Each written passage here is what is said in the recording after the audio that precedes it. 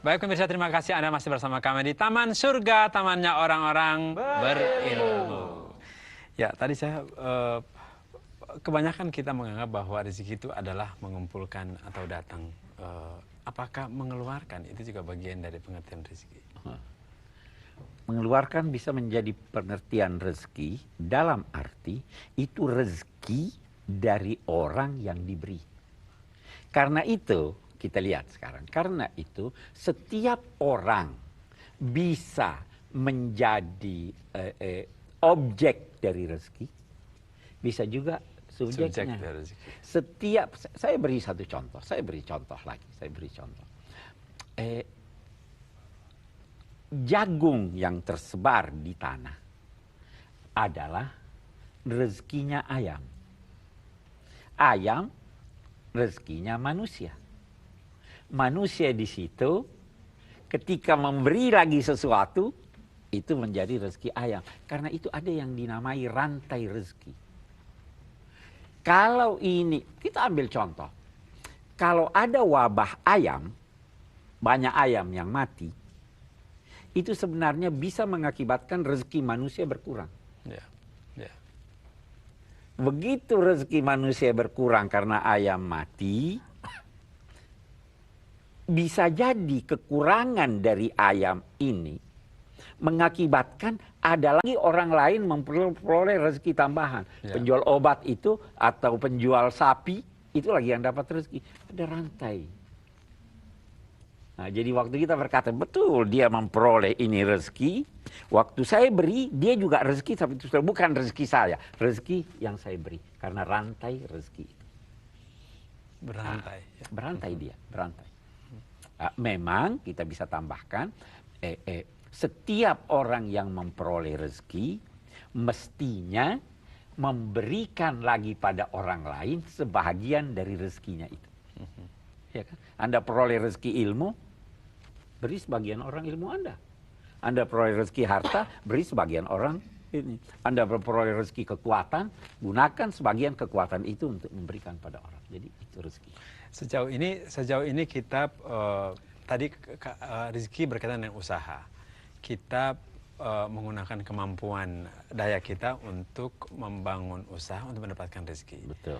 Kalau gambaran Quran, apakah Quran memberikan gambaran tentang orang-orang atau permisalan tentang bagaimana meraih rezeki yang sebenarnya itu? Oh iya.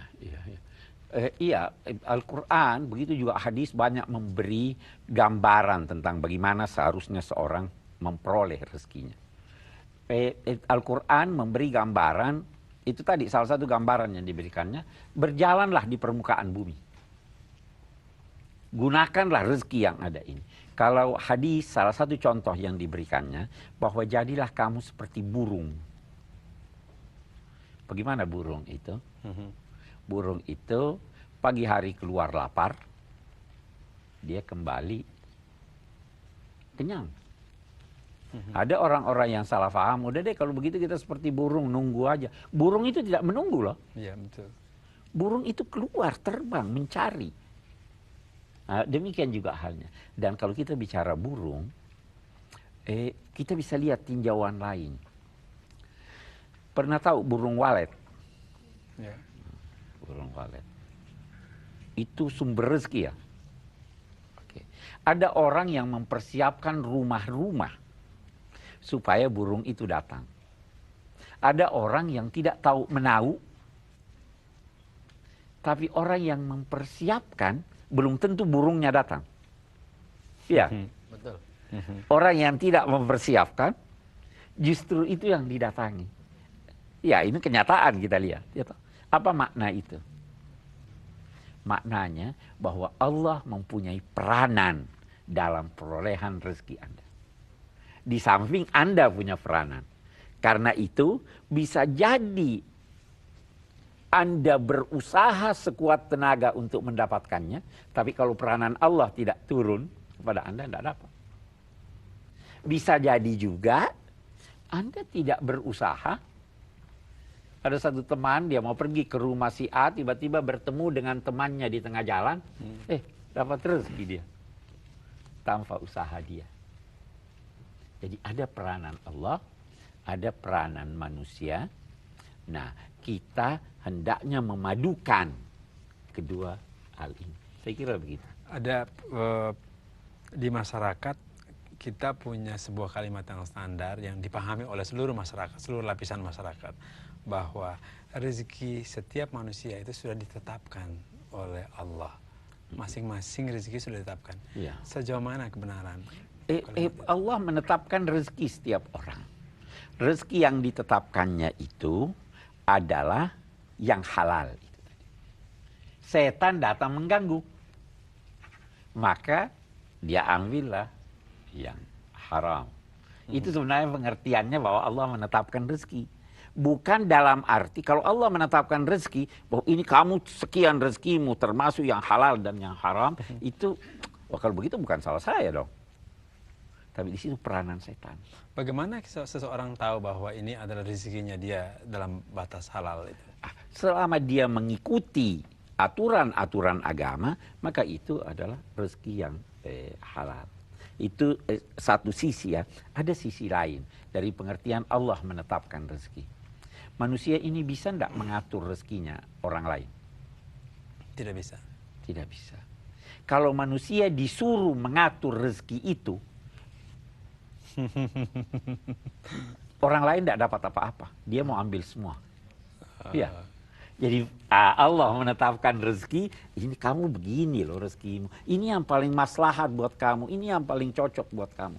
Karena kalau diserahkan kepada manusia, nggak ada yang dapat. Yang kuasa aja yang dapat. Kalau gitu apa yang dimaksud dengan rezeki yang mengandung keberkahan? Ini aspek lain dari rezeki. Saya bisa dapat uang banyak. Tetapi tiba-tiba kebutuhan saya sangat banyak. Saya bisa dapat uang banyak, tiba-tiba uang itu hilang. Itu namanya tidak berkat. Saya bisa mempunyai waktu sehari, tiba-tiba hujan lebat, ya kan? Tiba-tiba macet jalan, apa yang mesti saya lakukan, tidak saya lakukan. Itu namanya tidak berkat. Artinya tidak mendapat limpah, tidak mendapat nilai plus.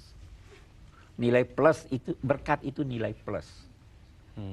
Ada satu orang duduk di rumah, biasanya sehari dia bisa menulis 5-10 halaman. Satu hari hatinya risau. Ya, tidak bisa menulis apa-apa. Itu tidak berkat hidupnya. Itu sebabnya di dalam sholat subuh, dalam mazhab Syafi'i kita dianjurkan membaca doa kunut itu. Apa sih itu doa kunut? Allahumma hdina fiman hadait, wa'afina fiman afait, sampai kepada apa? Wa barik lana fima atait. Berkati apa yang kamu berikan pada saya. Karena banyak tanpa berkat itu tidak ada artinya dibanding dengan sedikit. Jadi apa yang kita miliki harus memiliki nilai plus, ya, plus. untuk diri kita maupun untuk lingkungan kita. Ya. Baik, selain dari Allah, tadi Pak Quraisy menyebutkan bahwa rizki itu ada unsur setannya juga. Ya. Nah, ini menarik nih. Jangan-jangan kebanyakan dari kita ada unsur yang itu.